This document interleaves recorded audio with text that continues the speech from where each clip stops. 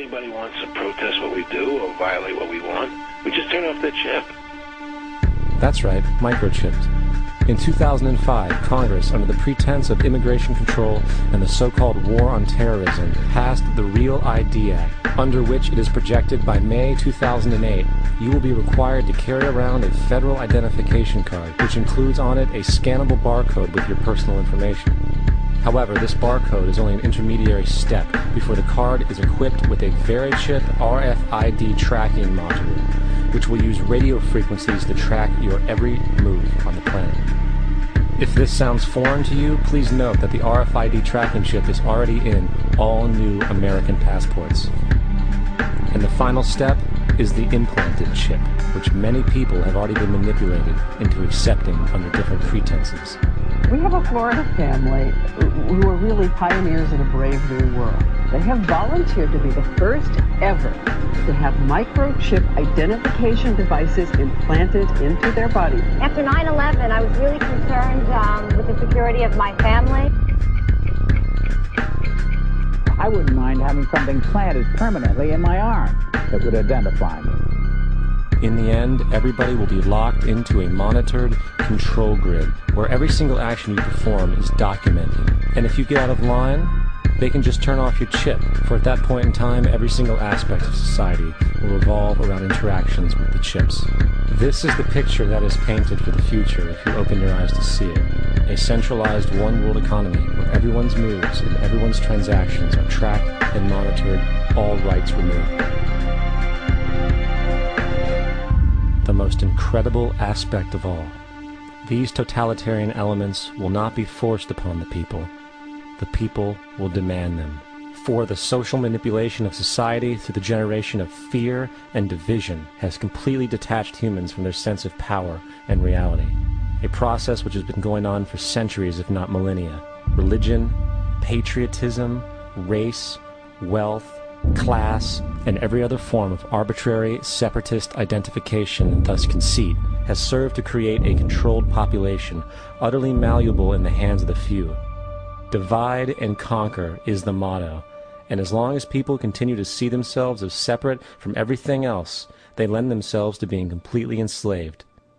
The men behind the curtain know this, and they also know that if people ever realize the truth of their relationship to nature, and the truth of their personal power, the entire manufactured zeitgeist they prey upon will collapse like a house of cards.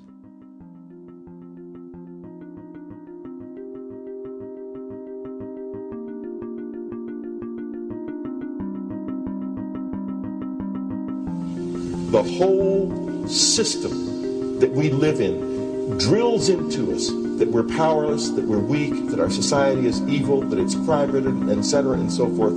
It's all a big, fat lie. We are powerful, beautiful, extraordinary. There is no reason why we cannot understand who we truly are, where we are going. There is no reason why the average individual cannot be fully empowered. We are incredibly powerful beings. You know, I think I spent 30 years of my life, the first 30, trying to become something. I wanted to become good at things. I wanted to become good at tennis. I wanted to become good at school and grades and everything I kind of viewed in that perspective. I'm not okay the way I am, but if I got good at things, you realize that I had the game wrong. The game was to find out what I already was. Find out what I already was.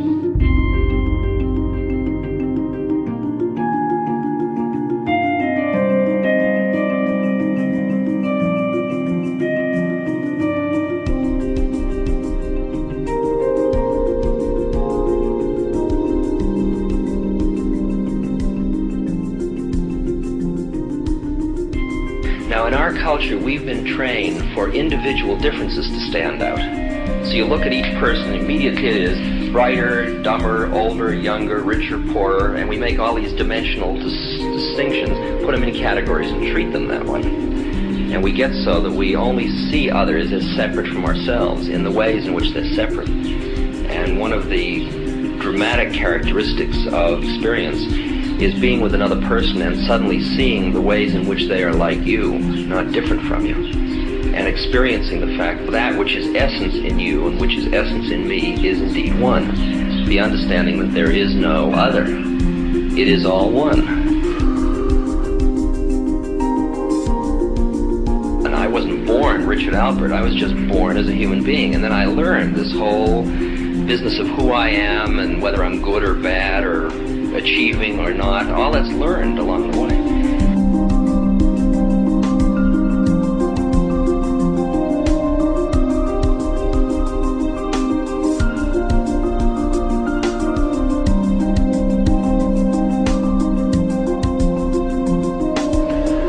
The old appeals to racial, sexual, religious chauvinism, to rabid nationalist fervor are beginning not to work. A new consciousness is developing which sees the earth as a single organism and recognizes that an organism at war with itself is doomed.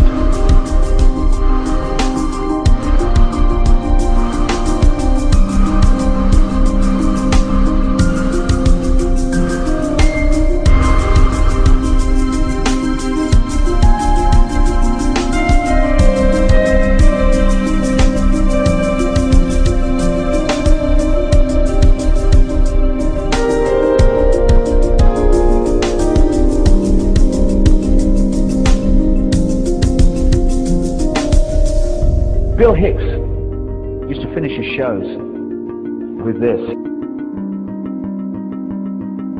Life's like a ride in an amusement park. And when you go on it, you think it's real, because that's how powerful our minds are. And the ride goes up and down and round and round. It has thrills and chills, and it's very brightly colored. And it's very loud, and it's fun for a while. Some have been on the ride for a long time, and they begin to question, is this real, or is this just a ride? And other people have remembered, and they come back to us and they say, hey, don't worry. Don't be afraid ever, because this is just a ride. And we kill those people. Shut him up. I've got a lot invested in this ride. Shut him up. Look at my furrows of worry. Look at my big bank account. My family. This has to be real. It's just a ride. But we'll kill those good guys who try and tell us that. You ever notice that? And let the demons run amok? But it doesn't matter, because it's just a ride, and we can change it anytime we want. It's only a choice. No effort, no work, no job, no savings of money. Just a choice right now between fear and love.